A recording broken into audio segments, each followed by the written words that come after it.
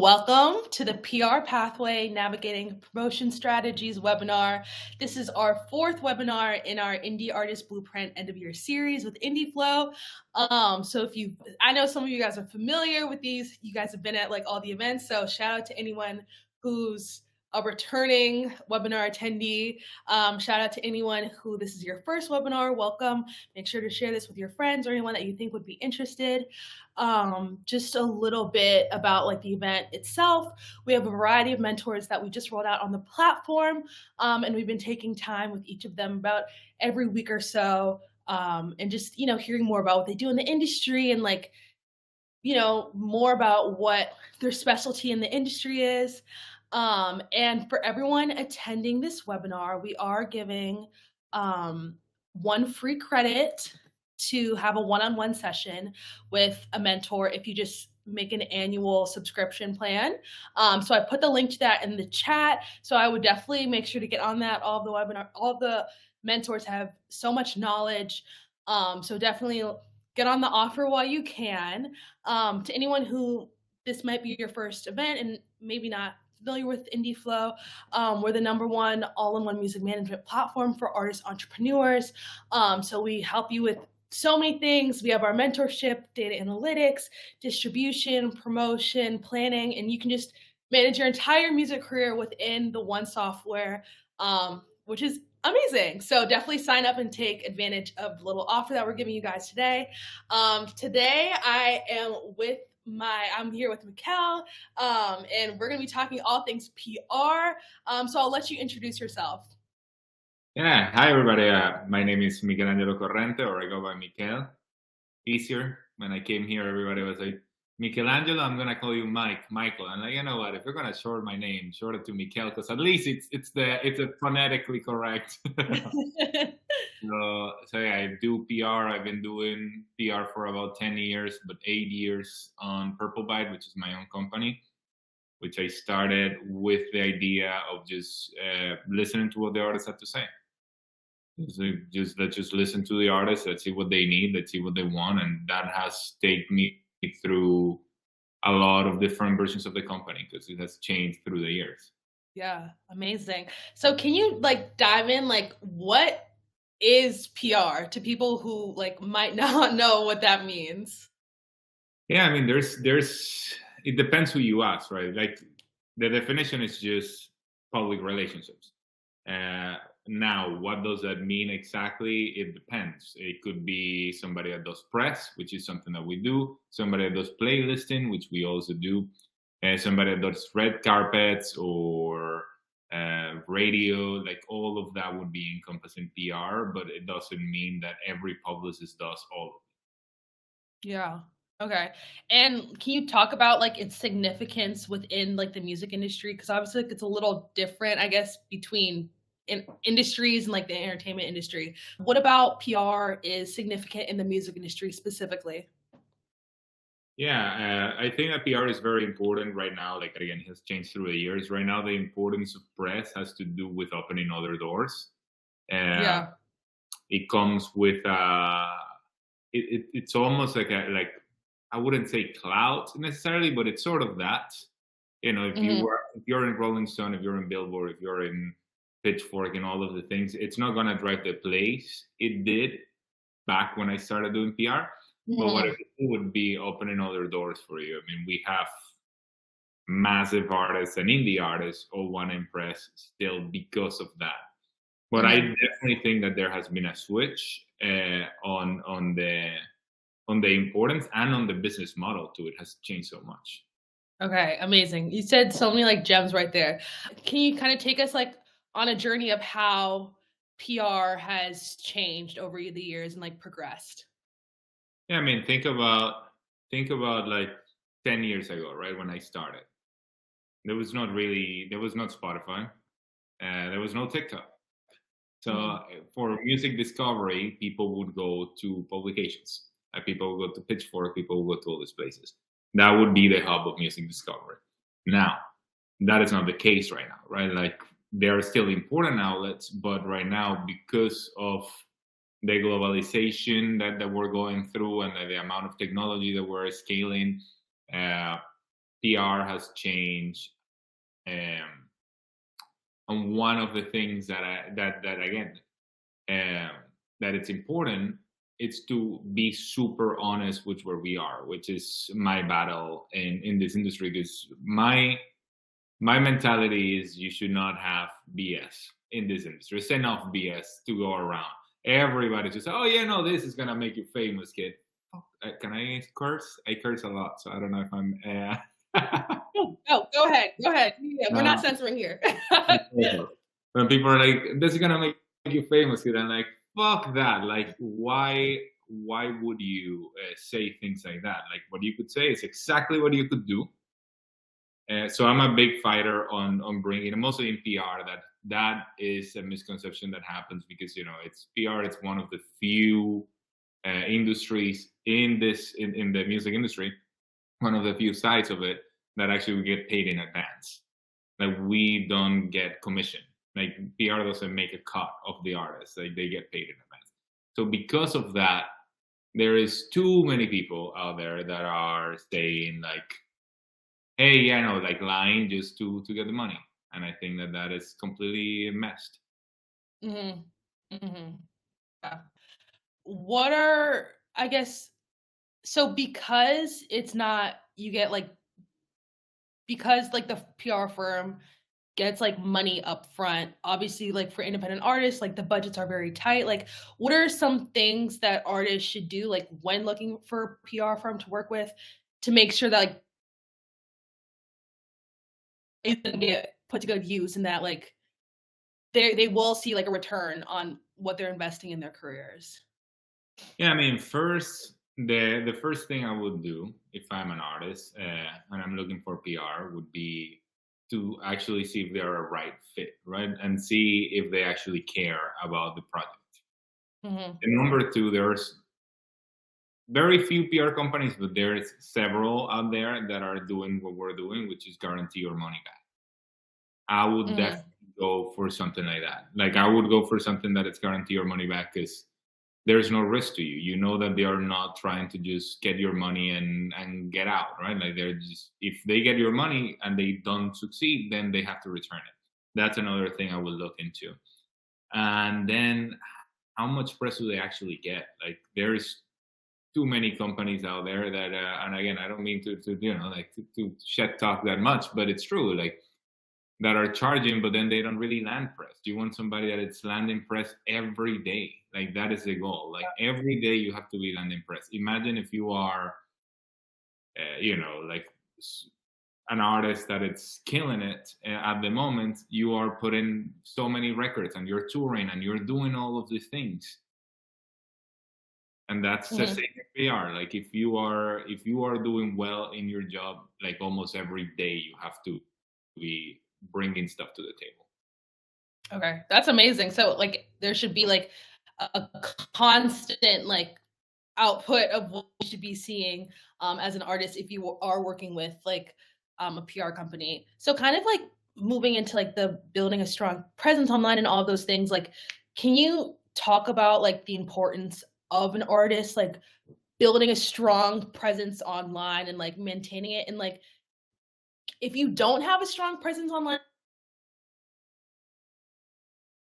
to like get a lot of PR, or how does that work? Yeah, so I'm of the belief that you should flow with what's natural to you. So there is a million platforms out there, like a million social media platforms that everybody said you have to do this one, you have to do that one, you have to. And I think that you should do the ones that come natural to you and you enjoy. Mhm. You don't have to do the 10 things that are out there. As a matter of fact, I've I just came from, I was in Puerto Rico doing something with an artist over there, a pretty big artist. He doesn't really use TikTok. But again, like I also have a friend that just through TikTok just got a label war going on for them.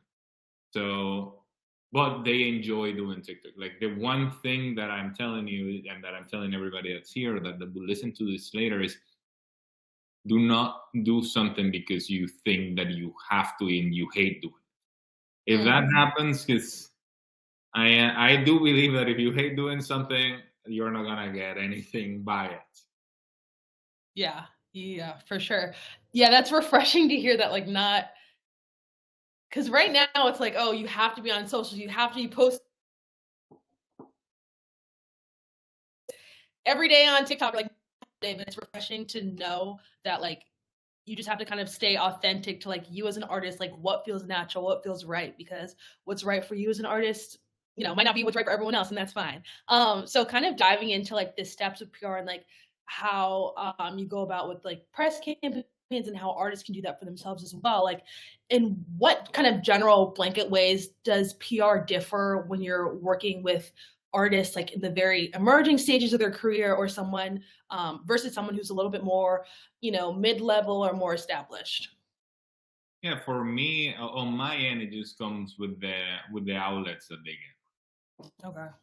Like for me, if there's an artist that it's just starting and they tell me I want Billboard and Rolling Stone, I'm just gonna say it's very unlikely.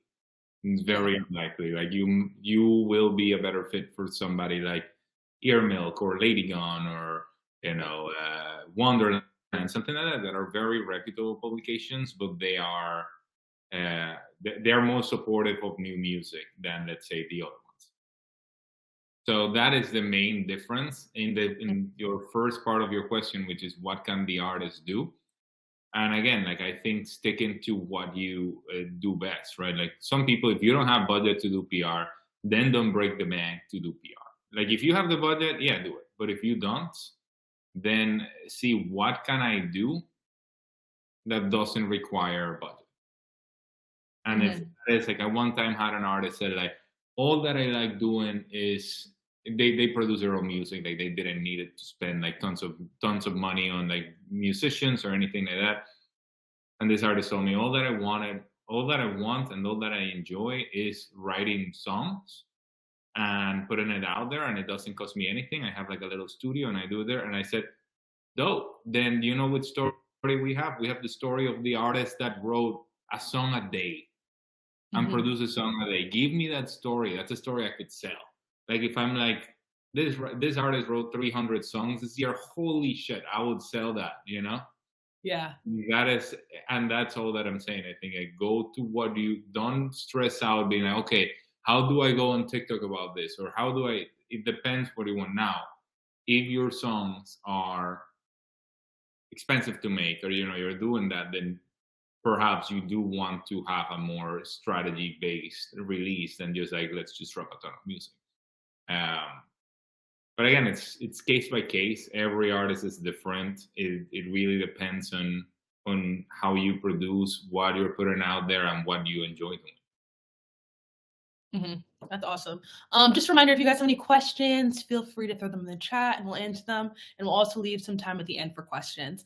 So let's kind of like dive in to like the steps of like running a PR campaign. Like I guess kind of at like a more general level, what are the kind of like how does this go about? What are the steps that you like to take with your artists that you're working with? Yeah, usually, like somebody would reach out. I would listen to the song. If I think I could do a good job, then I would tell them, "Cool, I need to see your bio. Like I need to see the story. Like what's the story we're telling?" After I know that, and there's good photos, they have to be good photos, good bio, and a good song. And then okay, I could definitely pitch this if all is there. Hmm. And then for me, it's about telling the artist transparently because everything. Like I said, we're one of the companies that does like guarantees their money back. So for me, I want to tell them you are gonna get some of these placements, uh, 3 of this placement, or 4 of this placements, and then see if the artist approves. If they tell me, yeah, I like those placements, or no, I'm actually looking for this. It's a conversation. But I think the most important part of it is just the expectations about like what does it mean and what to, because there's too many misconceptions, right? I still talk to a lot of artists that tell me, okay, well, if I get Billboard, does that mean that I'm gonna get signed. And if I get Billboard, does that mean that that my song is gonna have 1 million streams? I'm like, no, it does not mean that. It means that you could use that to open other doors. Um, I'm a big believer of. I mean, I'm reading this book. This is a tangent, but it's a good tangent. I'm reading about the Stoicism, and Okay. a lot of it has to do with just following like justice, moderation, courage, and kindness. Like if you have those four things and you live by those four things, then you could like basically go like forward with everything. Uh, and I think it's important as a business owner, but also as an artist, to have all of these things. And I think that part of moderation is a part of that. It's important. Hmm. I mean, everything's important, but that's a part of it. Yeah, I love that. So you say that one of the steps is like an artist will come to you with like, I guess, their story and like an artist bio or something like that. Like because you also see like on Spotify you can like read the bios of artists, and like I think that's oftentimes like overlooked, like how important like having a written compelling short story of yourself is, whether you're working with other people or just as a way to introduce yourself to the fan base that you're growing. But how can artists like write a compelling bio that both like gives you the information that you need to do so you can do your job effectively and really sell their story, but still, intrigue fans and like kind of be like a gateway to connecting with fans better? Yeah, I think that that is a really good question, because it's something that even when I started doing PR, I was sort of faced with that question, like, what is a good story? And even I looked at myself and I'm like, do I even have a story? And then I realized, I'm like, yeah, everybody has a story. Everybody has a story, and Yeah. the stories that we have are super interesting. It's just it's hard to even see it as yourself. Like it's so hard to see your own story. So something that I would do, it's like try to, if you can, like look at it from above, sort of, and just make the story like see the facts. So when I did it for me, an example was like I saw it on that. Yeah, I'm an immigrant. My country went like very very bankrupt from being one of the like, because I'm Venezuelan, one of the like strongest countries to be like one of the poorest countries. All of these things, and all the immigration stuff, all of that, and starting my own company. All when you put all those things together, you're like, oh shit, there is a story. Always, there is always a story. But I think that that is something that the artists, and not only the artists, everybody has a hard time like seeing ourselves from that point. But if you can't, then I would advise to talk to one of your close friends, because Yeah. your close friends would say like, how about this, how about that. We will have that like that back and forth. Yeah. Yeah. That's great advice. I love that. Yeah. Sometimes it takes like talking to someone else to see the thing that like you're missing or not seeing within your own story. You also mentioned like needing really good press photos. Like, what are some do's and don'ts with press photos, and like what are some common traits that you see artists with like the strongest press photos? Yeah, I think that because image is everything. When you think about the world where we are right now, right, like that, it's TikTok, Instagram, mostly Instagram. TikTok is very good at just not really caring that much, but Instagram is just so visual. Like everything, it's about like the photo. And press is the same, and it has been the same for forever. Like if you have an article, like if you see articles from like the 60s, you're still gonna see some strong photos, because Mhm. that's just how it is. Um, so the do's and don'ts, I would say sometimes I have artists that come to me with like back widescreen like headshots. I'm like, you're not an actor or an actress. Like this is, it's not. Don't do a headshot. Don't do a headshot at all. That's not. We cannot really place that. And do just like be really who you are. Like if you are, and you don't have to pretend to be like extremely cool or anything like that, or like extremely fashionable. There's people like some indie people out there just have like some outside photos that are cool and they're very them. I think, Mhm. like I said, the important thing of this journey is the the vulnerability and the transparency to be who we are. If Mhm. you are who you are and you do what you're not only what you're good at, but you enjoy doing, because you might not be good at something but enjoy doing it, and that still counts. Uh, but yeah, if you do what you enjoy doing, then you like and you're consistent. That's a key. Then Yeah. all will come. Nice. Awesome. I'm So all I you believe. yeah. So you have like the artist bio, you have the photos, like what are the exact materials that you're actually sending to journalists and media outlets when you're pitching an artist? My emails are very simple because I've known these people, so that's the difference, right? That's why I could do like guarantee or money back. I've been in the industry for a while, so it's different. It's not really a cold email. So when I send an email, I'm literally just being like, "Hey Jordan, check this song out. I think you'll like it. I think it's a good fit for your publication. And here's a link to the song. Here's a link to the bio with all the assets, photos, all of those assets. And here's a link to the artist Instagram. That's it. Okay, It's nice. literally like a one line, but that is again me. But if you're an artist sending, let's say that you're an artist sending your own thing and you don't know these people, always be personalized. Like, do not blast people, uh, and always put people's name on the subject of the email. Not only on the email, but on the subject. Because when I open an email that says Mikel on the subject, I'm like, okay, this was sent just to me. Even if Mm. you use one of those things that like blast everybody but puts a name, I'm like, at least I went through the effort of doing that.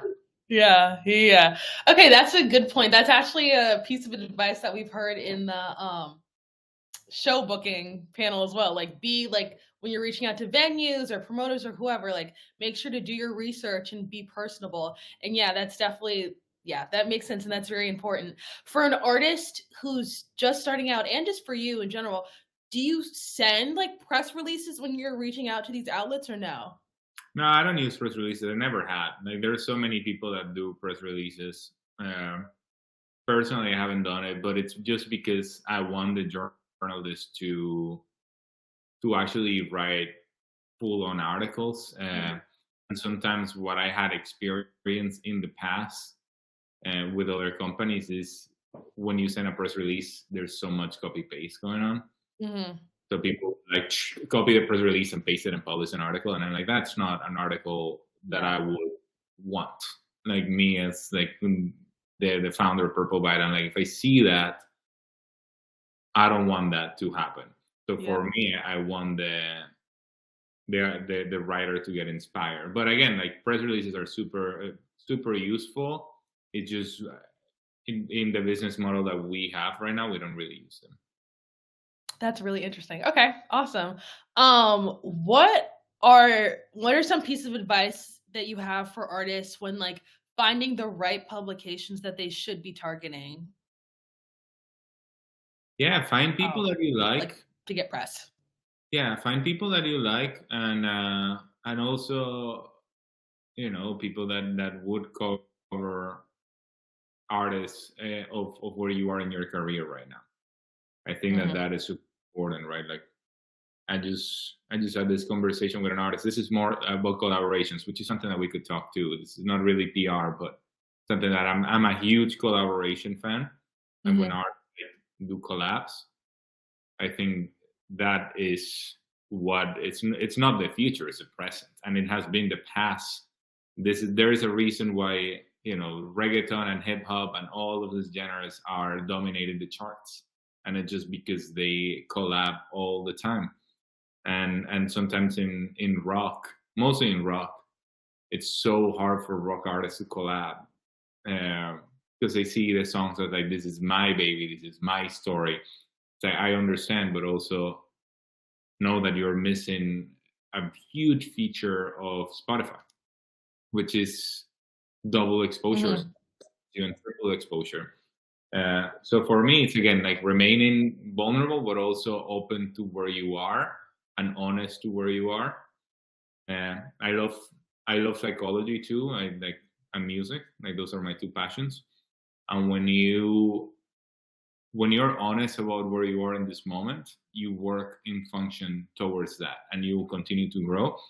What I see sometimes in artists is either one or the other, or they don't think they're value what they're valued, or they think they are here and they're like, well, if I do a collab, it has to be with Drake, and I'm like, yes, but you're an indie artist. Like Drake is not gonna do a collab with you right now. Like you have to find Yeah. somebody that, like, I'm not saying that you would ever do a collab with Drake. You could, but you have to. That is not where you are at this very moment. Hmm. Unless you're, family, friends, or something like that, and you have an in. But otherwise, uh, I always think like it's so important because it keeps you. It's a mentality that keeps you going in the morning, right? Like when you're honest about where you are, you could wake up and say, okay, this is my reality. I like my reality. I'm gonna continue on this, and I'm gonna continue working to make the reality every time better. But I am enjoying my current reality, and I think that is such a key, and it has helped me so much in my business too. Yeah, yeah, that's really good advice because I feel like it's so easy to set expectations on like where you think you are as an artist in the world versus like where you actually are, and especially like in press, like as you mentioned, like artists will come to you and be like, "Oh, I want to be in Billboard," and you're like, "Okay, like let's be real, like that might not happen this time around, but that's something to work towards." Um, yeah, so I think Mhm. that's great. Just a reminder, if you guys have any questions, don't be shy. Throw them in the chat and we'll get to them. So you kind of talked a little bit in like the beginning of the conversation about like how if you don't have like the budget for PR, then like, like you have to be realistic about what you have money for and room for in the budget. How like I guess, like, if in, like, the music business, like, budget that artists might have for, like, marketing and, like, touring and, like, all I don't know, like, different things, like, how would you rank, like, PR in terms of what artists should be putting.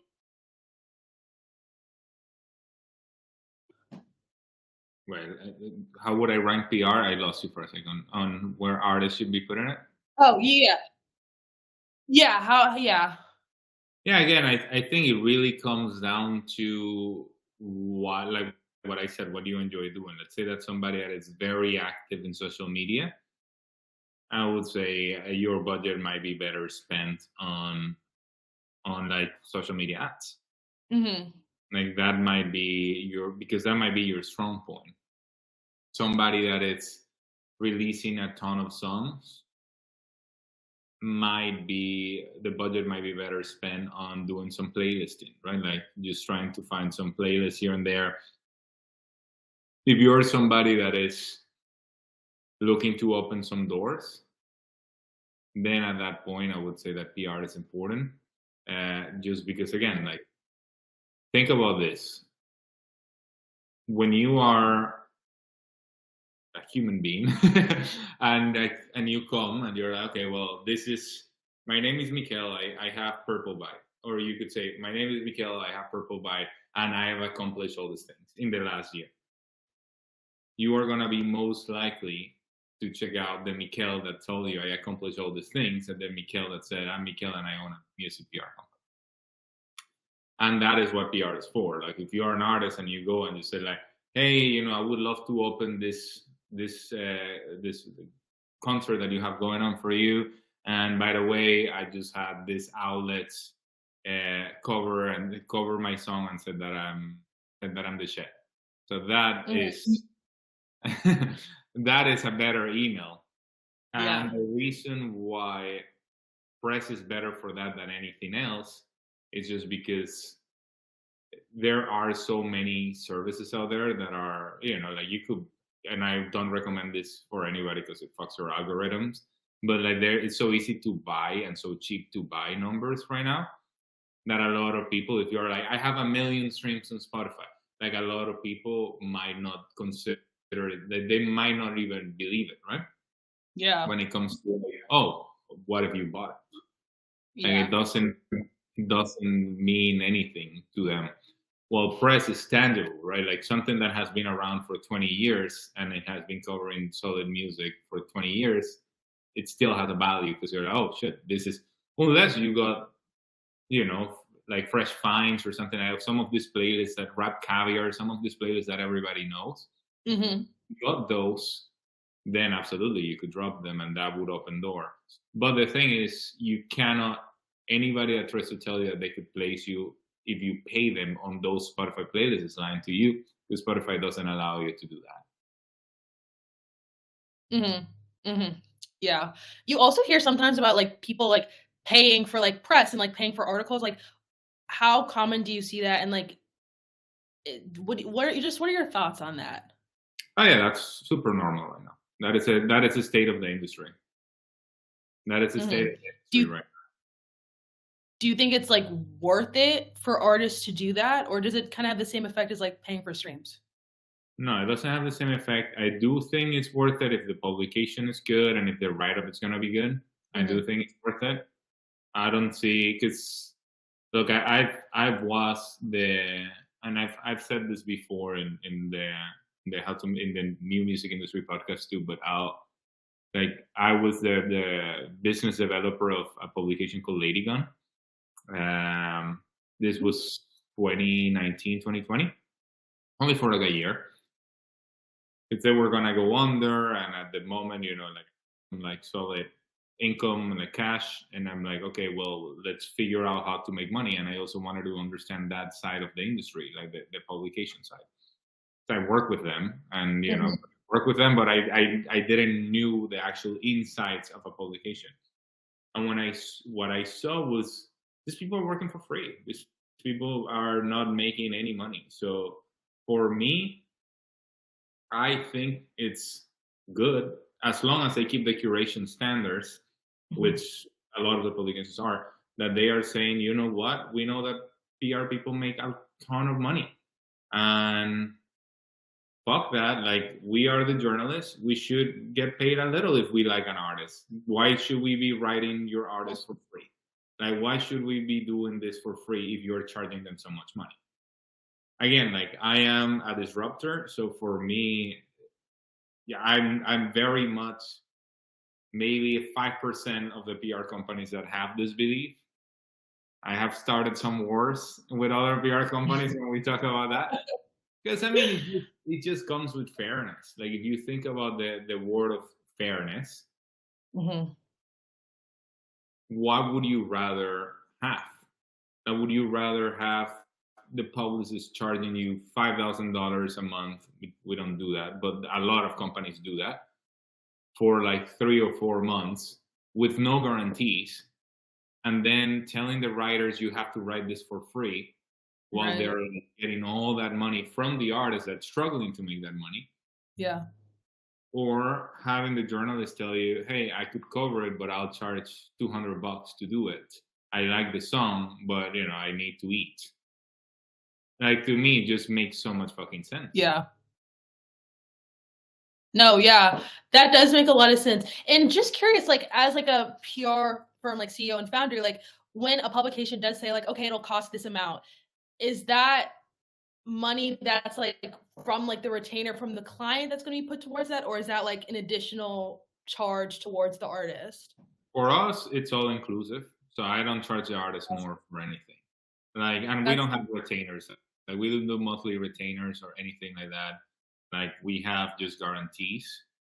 And you know, if the publication it's a publication that doesn't charge and they just do it, then great. But if like the publication is saying, I really dig this, but we are struggling, I need this, then we cover it out of guarantee. It's as simple as that. Because I, again, same. Why would I go to the artist and say that? Kidding. I know I told you it was gonna be this much, but here's some extra money that I need. No. yeah. Yeah, good points, good points. Awesome. I see your question in the chat. I'm gonna get to it in a second, but there's couple other questions I want to make sure we ask. What are some like key performance indicators you see or you typically track with doing a PR campaign? Because things are so up in the air, you never know like 100% what publications you're going to place. But yeah, what are some things that are indicators of like a great campaign? Yeah, for me, a great campaign is when I get the publications that the artist want. As simple as that. Because I always ask them, like, if you have a top 10, top 15 dream publications, what would they be? And they send me a list. And if I get some of those, that is a successful campaign for me. And again, like I told you, like PR is not about the numbers; it's about the opening of the doors.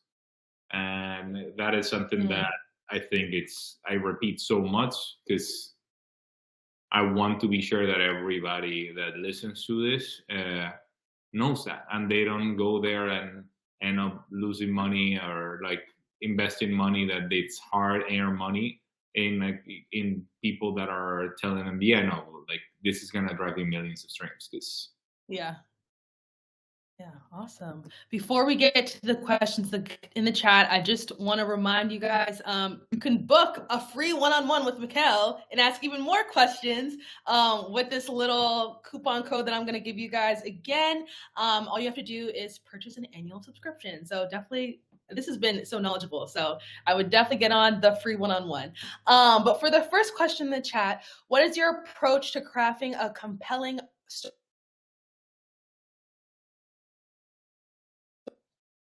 yeah, for me, uh, again, it has to do with, for me, crafting the story has to do with them, how vulnerable they can get.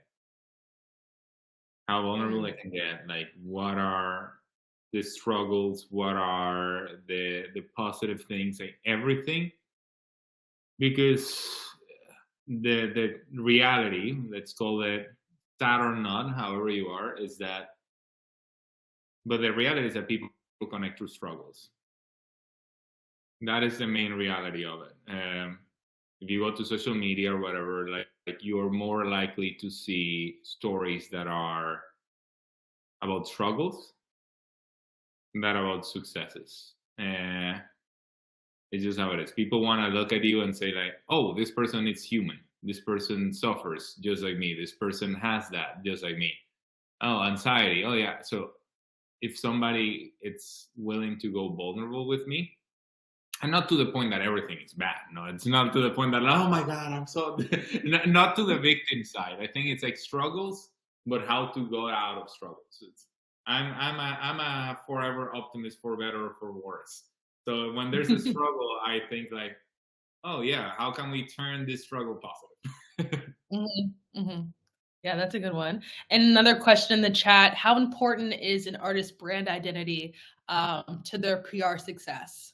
A shout out to Clifton. It's doing some really cool stuff. Georgia, is it in Georgia? Like some songwriting camps there that are pretty cool. Nice. It's very important, you know, and it doesn't mean that your identity cannot change through the years, because most likely it will. But I think it's important to have a solid voice in what you stand for.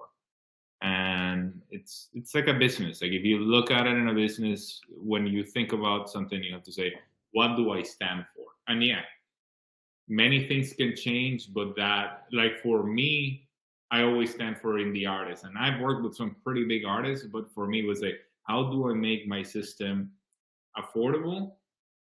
And how do I make it fair to the artists that don't have crazy money?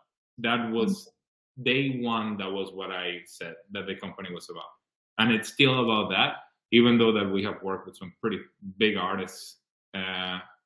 That's still been the case.